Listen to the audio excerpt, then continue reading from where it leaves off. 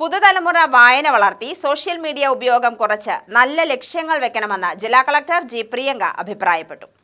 Kozhippara government LP സ്കൂളിൽ സ്ഥാപിച്ച ഗാന്ധി പ്രതിമയിൽ പുഷ്പാർച്ചന നടത്തിയതിനു ശേഷം വിദ്യാർത്ഥികളുമായി സംവദിക്കുകയായിരുന്നു കളക്ടർ പ്രിയങ്ക.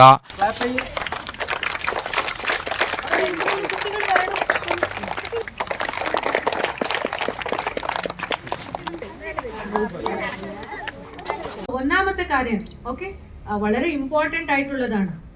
സോ ഞാനിവിടെ കുറച്ച് ബുക്സ് തന്നിട്ടുണ്ട്, പക്ഷെ നിങ്ങൾക്ക് ലൈബ്രറി ഉണ്ടായിരിക്കുമല്ലേ? സോ എല്ലാ ദിവസവും ബുക്സ് വായിക്കുമോ? യെസ്, വായിക്കണം. യെസ്, വളരെ ഇമ്പോർട്ടന്റ് ആണ്. നമ്മുടെ ബ്രെയിൻ ഡെവലപ്മെന്റ്ക്കും നമ്മുടെ ലാംഗ്വേജിന്റെ ഡെവലപ്മെന്റ്ക്കും വളരെ ഇമ്പോർട്ടന്റ് ആണ് ബുക്സ് വായിക്കുന്നത്, അല്ലെ? സ്കൂൾ ബുക്സ് മാത്രമല്ല, മറ്റുള്ള എല്ലാ ബുക്സും വായിക്കണം. ഏത് ലാംഗ്വേജ് ആണെങ്കിലും പ്രശ്നമില്ല. ഇംഗ്ലീഷ് ആണെങ്കിൽ ഇംഗ്ലീഷ് ആവട്ടെ, മലയാളം, തമിഴ്, ഏത് ബുക്സ് ആണെങ്കിലും വായിക്കണം. സ്റ്റോറി ബുക്സ് ആവട്ടെ, പ്രശ്നമില്ല. ജനറൽ നോളജ് ബുക്സ് ആവട്ടെ, പക്ഷെ ബുക്സ് വായിക്കണം എല്ലാ ദിവസവും. വായിക്കുമോ?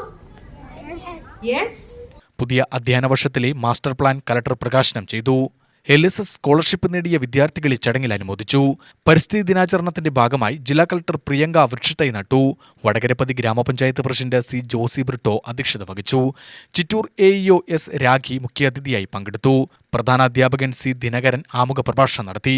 Chittur BPCS Sauda, CRC coordinator J. Yamini, ഗാന്ധിശില്പം സംഭാവന ചെയ്ത K. Saravanakumar, PTA president M. Brinda, MPTA president S. Vinitha Priya, senior assistant B. Vijayarani എന്നിവർ സംസാരിച്ചു.